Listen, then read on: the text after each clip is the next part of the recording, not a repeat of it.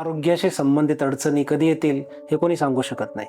अशा वेळी योग्य विमा संरक्षण असण्याची खात्री मोठा मानसिक दिलासा देते.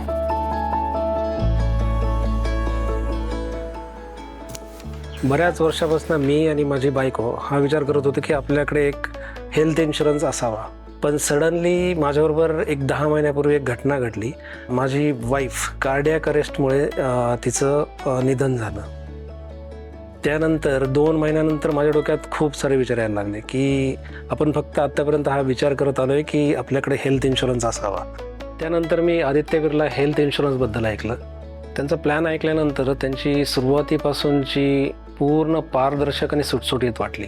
माझ्या मते आरोग्य विमा हा केवळ आपत्कालीन परिस्थितीसाठी नसून चांगले आरोग्य टिकवून ठेवण्यासाठी प्रेरणा देणारा असावा.